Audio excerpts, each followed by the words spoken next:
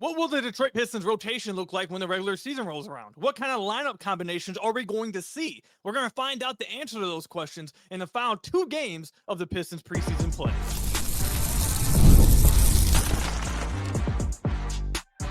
You are Locked On Pistons, your daily Detroit Pistons podcast, part of the Locked On Podcast Network, your team every day.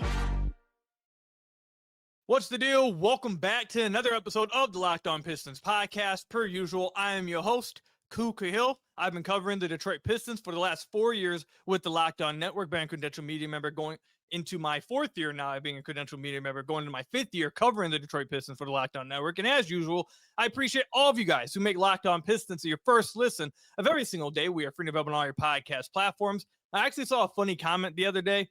For those of you guys who don't watch on YouTube, I post the YouTube videos at night and then the podcast in the morning for everyone who wakes up, goes to work. Obviously, that's where most of you guys listen. If everyone goes to work, drops their kids off, whatever. And those of you guys on YouTube commented, it was like, it's hard to be the first listen when we're listening at like 9 o'clock. And you know what? That is true. But for all my podcast listeners who are making it your first listen every single day, we appreciate you guys. And we still appreciate you guys over there on YouTube who are listening to it whenever you guys possibly can.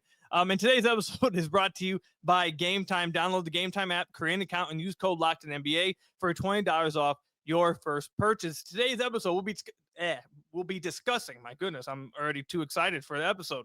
We'll discuss the GM survey that came out a few days ago on NBA.com. We'll talk about, is there any chance the Pistons finish outside the top 6 in the Eastern Conference? According to some model, apparently it's likely. I'll talk about whether we should trust that model, but we're going to start with how we're going to find out what the Detroit Pistons rotation and lineup combinations will look like when the regular season starts. And that's because JB Bickerstaff spoke today after practice and said that he is going to be utilizing these final 2 games to more so be intentional, he said, with the lineups and rotations entering into the regular season. Now, in the first 2 games, you haven't seen many starters. I think only of the key rotation players, like the core guys that you've seen play in the second half. I believe Ausar has, Ron has, I think Tobias played a little bit of one. I don't think, if you count Marcus Sasser, he's a little, Isaiah Stewart did a little bit, but most of the guys haven't played really the second half. So the trying to read into anything has really just been about in the first half, to be honest. And then even in the first half, Jaden Ivey and Tobias Harris missed 1 game due to rest. Jalen Duren's been out the first 2 games day-to-day with a hamstring injury. Now, I was at the Pistons open practice at Wayne State Fieldhouse, and Jalen Duren practiced the entire time. He was throwing down windmill dunks. He was in a dunk competition. Like, he was fine. So it looks like he was a full go at practice, I would assume that means we'll probably see him at some point, whether it's in the 3rd game or 4th game. I would expect to see him in the 3rd game, but he seems to be all right, is my point. We haven't seen Duren. We only saw Ivy in 1 game. We only saw Tobias in 1 game. So you haven't really gotten a full grasp of what the Pistons actually are wanting to do without just like speculating, really.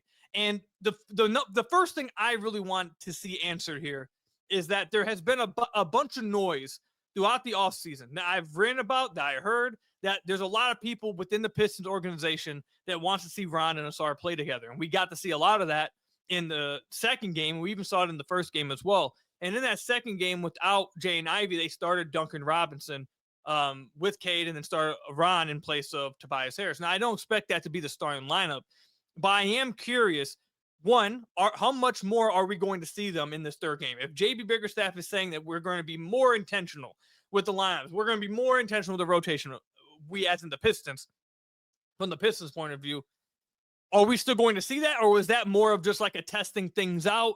And now that we're getting a little bit more serious, we're just not going to do that. Like, is that how they're feeling? Or is that actually something they're going to be trying to build upon? And if that is something they're trying to build upon, is it going to be one, combinations with the starting lineup? Or is it going to be combinations with the bench? What are the combinations going to look like? Are they only going to be played with Stu, like I've speculated? Because that's the only way you can really have adequate spacing. Or do they try to play them with Jalen Duren? I mean, I think that's going to be tough to do, but do they try to do it? I'm going to really love to see it. Are they going to play them with Jaden Ivey, or are you going to see them more with Duncan Robinson? That's something that I'm really interested in seeing, because I feel like that's the biggest question, or I would say the second it's kind of tied with this next one we're going to get into. But I feel like that's the biggest story coming out of training camp, coming out of offseason for me, is just how much I heard they want to see these guys play together. We've seen them play together a lot in the first 2 games. Is that something we're going to continue to see as they get more intentional with their lineups and rotations? And what does the combination look like? The next thing that I think is right there up at the top, probably tied with that storyline going into the regular season, is how is Jaden Ivey going to be deployed? I thought in the first game, we only saw him in one preseason game in 1 half, so it's hard to read too much into anything. But with the way I saw them utilize him in that first half of the first preseason game, again, take it with a grain of salt, he played a lot of off ball. It was Cade on ball. It was a lot of Ron on ball, or not Ron, Ausar on ball. And Ivey was really, and then obviously Sasser and Dennis Jenkins at that point in that first game.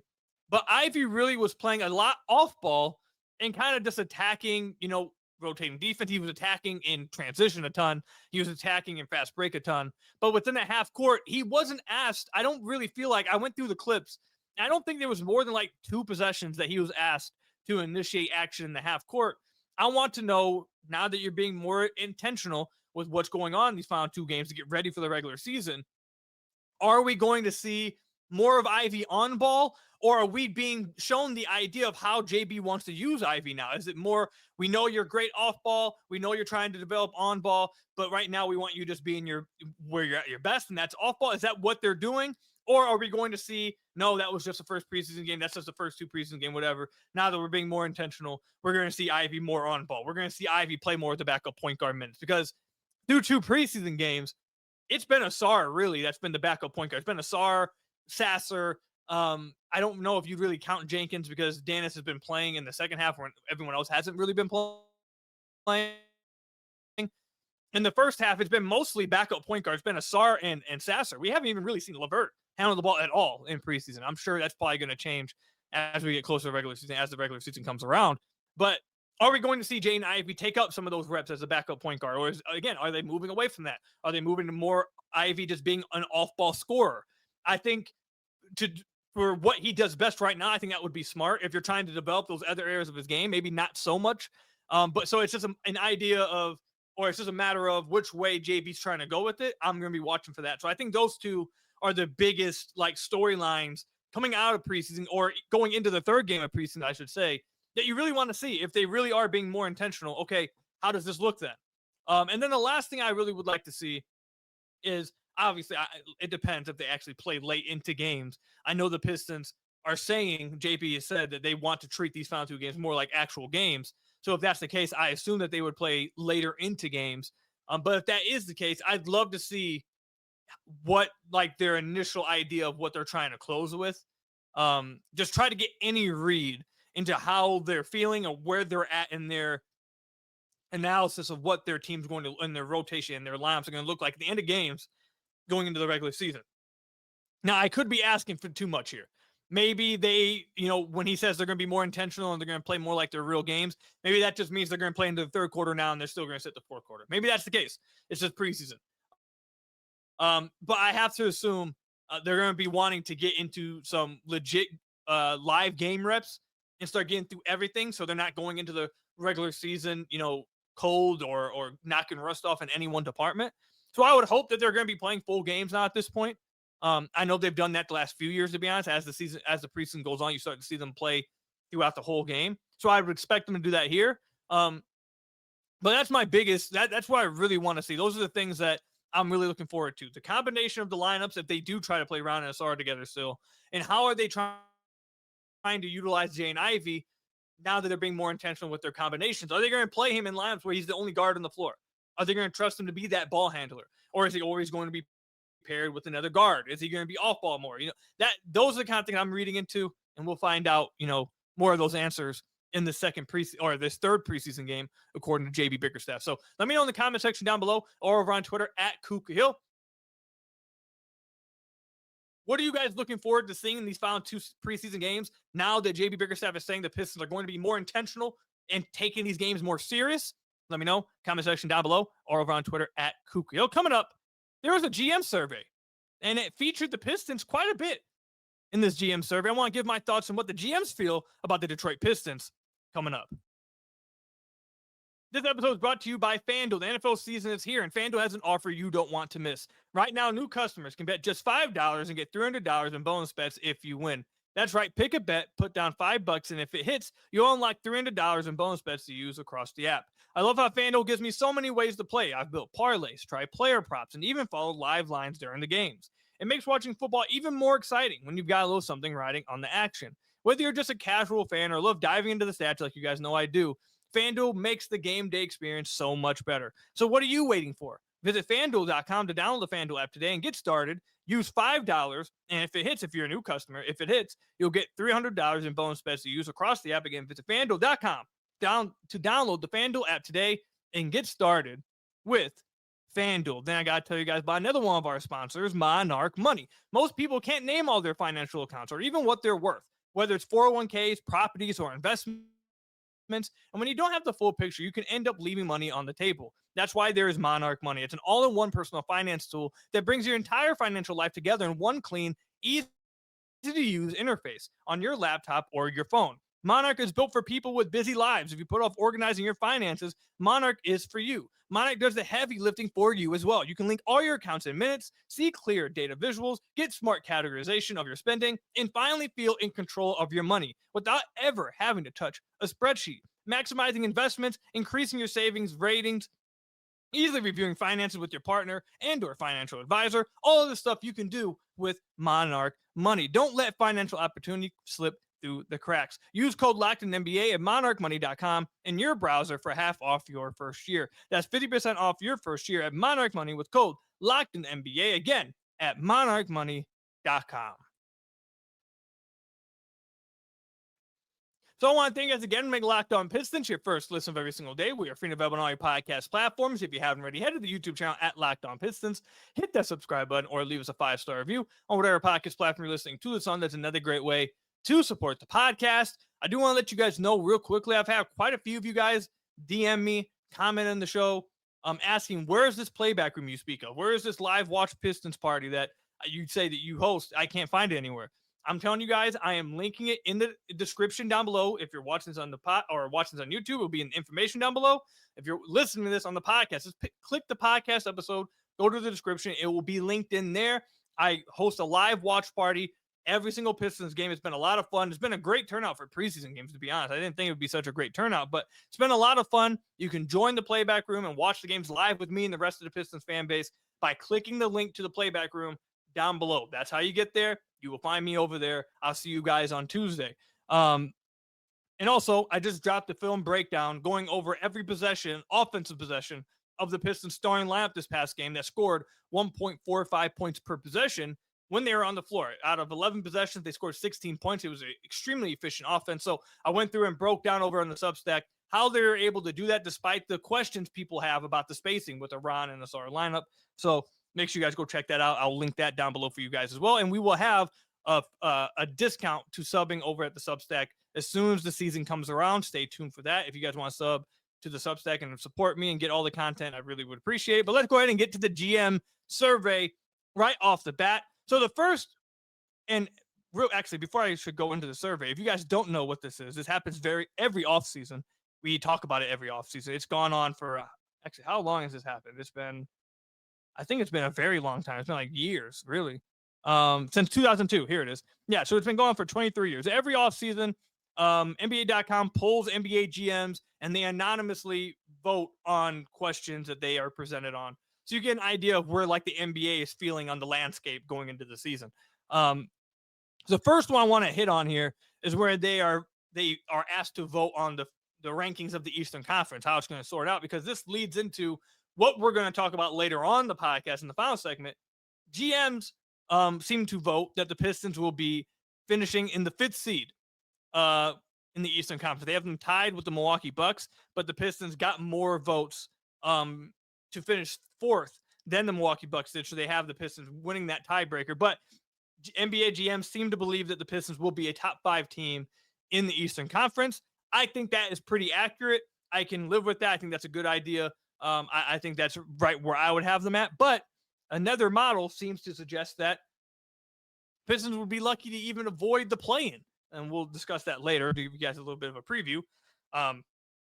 Yeah, I think they were right with voting them top 5 team in the Eastern Conference. The next time the Pistons pop up on this survey is when they are asked which players most likely have a breakout season in 25-26. And Ausar Thompson is tied for second with 10%. Now his brother leads it at 30%, but Ausar is second with 10%. The Ausar hype is all over the place, man. Like it's been all summer of Zach Lowe, Bill Simmons, the what's Bryce Simon and Sam Shook, the Game Theory. They talked about Ausar a lot. Obviously, I've talked about Ausar a lot. It feels like the Ausar hype nationally is at an all-time high. So many people believe he's going to have a breakout season this year. So if he does have a breakout season, that would be so huge for the Pistons. I can't wait to see it. But it seems like the NBA GMs are also buying in on how good they think Ausar Thompson is going to be this year. I think that gives you an idea of how high teams are thinking of him around the league. The next time the Pistons pop up on this survey, JB Bickerstaff actually got quite a bit of love. If I can just scroll down and find it here. They actually did pop up when they said what was the most surprising move, Dennis Schroeder being traded to Sacramento, even though it sounds like that's more about Sacramento paying him that much money, which I would agree. I am also pretty shocked that they would do what they did. But nonetheless, like I said, JB Bickerstaff got a lot of love on here. We'll get to that in a second. But next time the Pistons pop on here again, it's Ausar Thompson again. It's asked who is the best perimeter defender in the NBA. Ausar is finishing 6th in these votes. On this list of votes from the NBA GMs, you got Dyson Daniels, Alex Caruso, Amen, Lou Dort, Drew Holiday, and Ausar Thompson getting votes. I think that's pretty fair. I think Ausar's going to be higher on this list at the end of the year. But again, just showcasing that teams seem to think pretty highly of Ausar. Next time a Piston shows up on the list again, it is Ausar with the most versatile defender in the league. He received votes. Did not finish in the top 7, but his brother again finished at the top of this list. This is going to sound like a Thompson twin episode, but this is just what the survey is showing us here. I'm just going in order here. JB Bickerstaff got votes in both which head coach is the best manager and motivator of people, and he also got votes for which coach has the best defensive schemes. And I think that speaks pretty highly of how people believe JB did with this team this past year, especially the motivation part. Like if you listen to JB talk at that open practice even a few days ago, or if you just listen to him talk after games, or you listen to him talk at practices, or even after games in post-game pressers, he knows how to connect with his players. He knows how to instill belief into his players. And that's, I think, probably like out of everything that JB did this past year, I would say that was probably like number 1 on his list of accomplishments is the belief he instilled in every player that he put on the floor. Like the belief that he put in, I'm not saying that Cade didn't believe in himself, but like how much confidence he gave Cade, I think was huge. The confidence he gave Ivey before he went down, I thought was huge. To stick with Jalen Duren, to continue to buy into what he was doing and believe in him defensively and to give him that confidence, I think that was huge for him. Same thing with Isaiah Stewart. Same thing with like all of these guys that were a part of such a terrible season 2 seasons ago. To come back 1 year later, I think having a coach instill that kind of confidence in you and believe in you, I think is huge. And I think teams, they didn't find it inauthentic, which I would say they felt like, actually, no, I'll just come out and say it. I can tell you guys, there were quite a few people that did not find the previous coaching regime authentic in what they were telling them. They connect with and buy everything JB tells them. I think that's a huge thing for a team as well, especially when you're coming off a season like they did. And defensively, we know how good the Pistons got after January. We know how they got better defensively as the season went on. We know how good defensively they were in the playoffs. And that, I think, has to be paid in some part to JB Bickerstaff, who has had good defenses. He's coached really throughout his career, wherever he stopped, whether it's Cleveland or if it's Detroit. They've been good defenses across the board. This one, you guys will remember why I'm going to get heated about this one. This question was, which team is the most fun to watch? The Pistons received votes for this one. They didn't finish in the top 4, but they did receive votes. You guys remember last year during the season when Shaq came out and was like, oh, I don't watch the Pistons. They're not fun to watch. Why would I watch the Pistons? And it was just like befuddling that he would say that, because the Pistons at the time were like the fastest team in the league. They had the most dunks in the NBA by a wide margin. They had the most fast break points in the league by a wide margin. They were the best defensive team for that stretch when he was saying that. And like, you'd figure that for a league and a lot of fans, and especially the old heads like Shaq, former player old heads that complain, get off my lawn, too many threes. For a team that plays defense runs and dunks the ball, that they would be extremely fun. But yet we had people who are paid to cover the league but don't actually watch the league say that the Pistons weren't fun. So I found it. I mean, I went on a big tirade on the podcast like last season when that happened. It was very, very dumb comment. One of the dumbest comments we had of last year. So to see them now popping up on which team is most fun to watch a year after Shaq said that, I think is pretty funny. It was never true. And Pistons have been, since the turn of the year, the Pistons have been one of the most fun watches in the entire NBA. They play a very fun and infectious type of basketball. Because of how fast they run, the athletes, they don't rely too heavily on threes, which I know is a big thing amongst NBA fans now. Like, I don't see how anyone with two eyes could find the Pistons not fun to watch. Outside of games when maybe they just have a terrible shooting performance and it's hard to see like missed shots all the time. I get that, but you get what I'm saying. The next time they pop up, which team has the most promising young core? They finished third with 10%, tied with the Houston Rockets. The only two teams ahead of them is San Antonio and Oklahoma City. And this would be my pushback. Is OKC really still considered a young core? I mean, I guess technically because they are very young. I know Shea isn't necessarily like, I mean, he's not old, but he's not like what you would say young. He's like, I believe he's 27 now. I know Chet's very young. Jalen Williams is very, like, I get it. But, like, how long are we still going to consider the OKC Thunder a young core? Like, can we just, like, usher them out of the young core debates now that they've won a champion? Like, I feel like you kind of have to move on with that. You know, make it fair for the rest of the young cores. Like, get them out this poll. The Spurs, look, it's going to be hard to argue the Pistons over the Spurs as long as Victor Wembanyama is playing basketball. Like, Victor Wembanyama is such a game-changing revolution. Like, he is just, like, you're not going to be able to win an argument for the Pistons to have a better young core than a team that has Victor Wembanyama. I mean, you're just not going to. Even if I think the Pistons might have a deeper core, which I think the Spurs are kind of trying to fight for that right now in and of itself still, with their drafting of Dylan Harper. But like having Wemby, it's just going to be, you know, it's going to be hard to win that. I am happy with the fact that the Pistons are tied with Houston.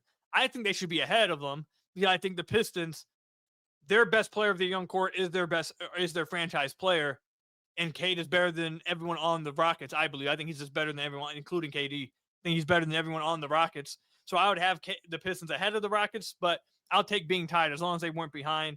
Again, this is a stark difference going into the year because last year the Pistons fell off that voting poll. After the season they had, not very many people were feeling the Pistons after that. But to summarize the rest of the survey, you saw Ausar pop up again in the which player is the most athletic. You saw Ivy pop up in which player is the fastest with the ball. He didn't finish in the top 3, but he did get some votes right behind Tyrese Maxey and John Morant. I think De'Aaron Fox is the right answer here. They continue to give it to him every single year. But I do think Jaden Ivey is in the top 5 around there with the quickest with the ball in his hands, especially in transition. He's able to get down the court fast with the ball in his hands. Duncan Robinson got some votes who's the best at moving without the ball. We've talked about how much that's going to help the Pistons half-court offense. Something, stay tuned. We're going to talk about in a few minutes here when we discuss why the Pistons seem to be lacking belief from certain models. Few more votes. Cade got a vote for most versatile player in the NBA. Continues to get love across the league. And then I want to wrap it up with this. I know we're going long here a little bit, but I really want to give my thoughts on rule changes. Because they asked the GMs, there's 5 rule changes here that they had. I want to give my input on. The number one was the second apron change to those rules. I don't really want to hit on that. The draft schedule was number 2. I completely agree. The 2-day draft is trash. I go back to 1 day. It's trash. There's no need to go 2 days. Make it 1 day. They also said they wanted it to be after free agency. I don't know how I feel about that one, but I do agree it needs to go back to 1 day. The 2 days is trash. There's no need for it. Some people vote for hockey style subs to keep the game flow going. I think that's a little ridiculous, but the faster reviews, please, like there be times where it takes forever for a simple review and it just makes me want to stop watching. Completely agree with that. For someone who is someone covers the team in the Eastern Conference, please don't do that. You know, it is what it is. East is weaker. No need to, you know, all of a sudden make the West come over here and make it harder to make the playoffs. You know, the West got to deal with it. That's on them. The other things, none of the other rules that really popped up, I really cared about. The only rule that I really want to see changed, like, I think the main rule that I would love to see changed in basketball, I'd like to see them improve the schedule to where there's not as many back-to-backs. And I know I'm going to sound like and all the old heads are going to be like, "Ooh, man, people back in my day play back." I get it. I'd love for them to play back-to-backs. I'd love for everyone to play back-to-backs, but they're just not. So, and I understand the argument of, well, if you make lesser, you make fewer back-to-backs, they'll just sit out non-back-to-back still, like they'll still sit out games. And I do still think that's probably that's a possibility. But like, I do think that the biggest issue the NBA has is just their stars caring and wanting to play in all their games. Like, that is the biggest problem with the NBA and its ratings, is that you just want your stars to play in the games, play in the national TV games. You just want them to play. So like, if doing fewer back-to-backs make it to where the stars actually play, then do that. I don't think the 65 game rule is helpful. Like, we saw guys simply not care about it, and then we also saw guys get to 65 and just say, "Okay, I got there. It is what it is." Like, I don't think that's helping. Like, let's try fewer back-to-backs. Maybe then we'll see the stars play more. Because I think that is, out of all the issues people bring up with the NBA, that's the one I actually agree with. It's like, come on, gotta be better than that. But that's all I've got to say with that. Coming up though, is there any way possible that the Detroit Pistons finish outside of the top 6 in the Eastern Conference? A certain model believes so. We'll talk about it coming up. Today's episode is brought to you by Peloton. Peloton is shaping the future of fitness with the brand new Peloton Cross-Training Tread Plus, powered by Peloton IQ. It's their most advanced equipment yet, designed to give you real-time guidance and endless ways to move, whether you're running, lifting, or cross-training with your favorite instructors. This is training reimagined. Peloton is built for breakthroughs with tools that help you plan, stay motivated, and reach peak performance. I love how Peloton IQ system offers real-time strength coaching. It actually tracks your reps, suggests the right weights, and corrects your form, making every rep safer and smarter. The swivel screen is a game changer. You can go from running on the Tread Plus to strength training without missing a beat. And the personalized class recommendations keep you engaged. Plus, you get workouts tailored to your vibe and energy level every single week. So let yourself run, lift, flex, and push forward with Peloton. Explore the new Peloton Cross-Training Tread Plus today at onepeloton.com. Again, explore the new Peloton Cross-Training Tread Plus today at onepeloton.com. So I want to thank you guys again for making Locked On Pistons your first listen of every single day. We are free to available on all your podcast platforms. If you haven't already, head to the YouTube channel at Locked On Pistons, hit that subscribe button, or leave us a 5-star review on whatever podcast platform you're listening to this on. That's another great way to support the podcast. As I said earlier, if you want to join us for the live watch parties, it will be linked down below, the playback link down below in the description. Click that link, join the room. You'll have to download the playback app, and then you'll be able to watch the live games with us. I also just posted a film breakdown on how successful that starting lineup we saw last game with Cade, Ron, Ausar, Duncan, and Stu, how successful they were offensively. So go check that out over at the Substack. I'll link that down below for you guys as well, if you guys want to check it out. And like I said, we'll have a Substack deal for half off subscriptions coming right when the season starts up. So if you want to wait till then, I understand it. But be on the lookout. I'll link it down below and let you guys know whenever the deal becomes available. But now we have to get to maybe the most insulting thing I've seen. Most insulting thing I've seen about the Pistons all offseason. ESPN put their Eastern Conference standing predictions out. And from my understanding, it is using a model, Kevin Pelton's model, to create the standings. All right. The model needs to be thrown away. Model needs to be thrown in the trash, because there's no way that the Pistons are going to finish where this model finishes. I'll tell you guys that we'll get to what would have to happen for the Pistons to finish here. We'll get to that in a minute. But ESPN, that model has the Pistons projected to finish 8th in the East. The teams they have projected to finish above them: the Indiana Pacers, who don't have Halliburton and lost Miles Turner. Okay? And TJ McConnell is dealing with injury right now already. They're projected to finish 4th in the East. 4th. They don't have Hallie. They don't have Miles. But they're projected to finish 4th in the East. I don't know if I'm allowed to say this on the podcast, but we'll go ahead. You know what? Actually, I'll stay away. I won't do it. Don't want to get in any trouble here. Just if you happen to watch the movie Friday, they need to pass it to the side. They need to pass that one to the side. Boston finishing 5th without Jason Tatum, with a front court that might be starting Luka Garza. No disrespect to Luka and his family. We've had him on the podcast. We all wishing the best for Luka. But for a team that gave up Drew Holiday, gave up Chris Stopps, no longer has Jason Tatum, doesn't have Al Horford, doesn't have a front court that anyone knows, they're projected to finish 5th in the East. I want you guys seriously, go check out the Celtics front court. Just go look. I'm sure that many of you guys probably don't even know what their front court is, and there's a reason for that. Go look at the people on their roster that's going to be playing front court minutes. There's no way they finish 5th. Absolute zero way. Zero. I'm willing to bet almost my entire bank account that the Boston Celtics, unless Jason Tatum all of a sudden is suiting up opening night, they are not finishing top 5. There's no way. Something crazy would have to happen for them to finish top 5 with that front court that they have. There's just no shot. There's no way.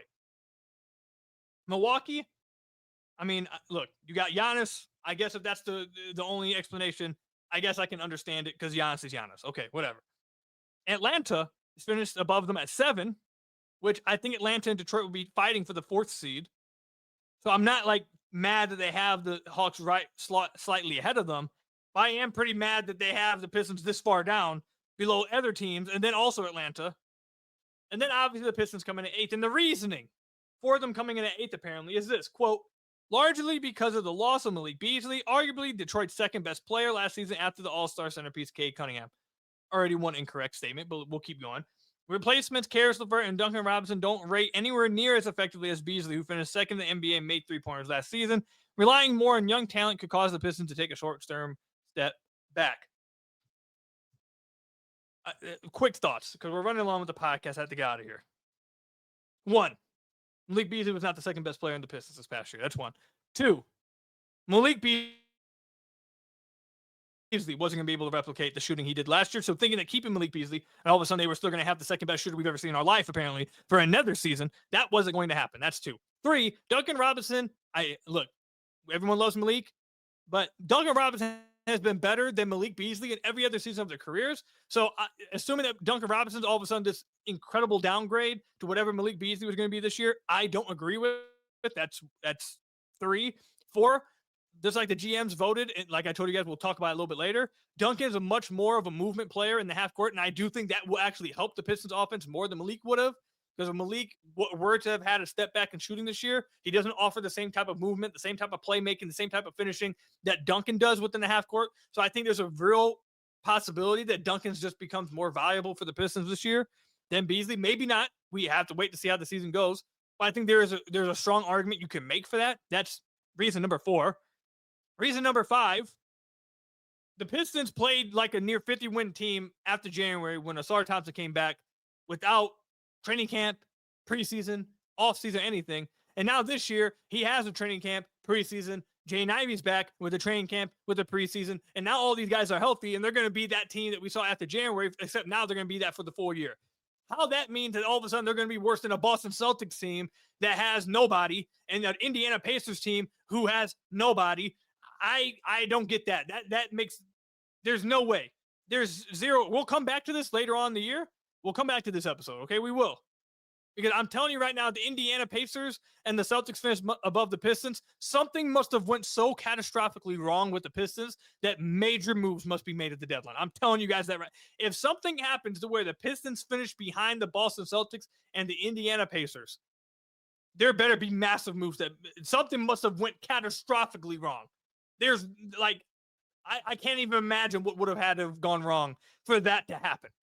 Like catastrophic. There's no way. This model is terrible. Throw it in the trash.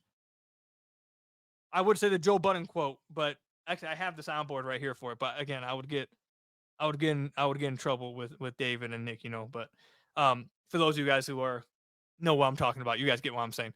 Throw it in the trash. It's a 2-pack of bleep. All right, that's all I've got for you guys today. Thank you guys for making Locked On Pistons your first listen every single day. Free and available on all your podcast platforms. Hit that subscribe button to the YouTube channel. Leave us a 5-star review, whatever podcast platform you're listening to this on. And until next time, I'll see you guys later. Stay safe out there, and peace out, everybody.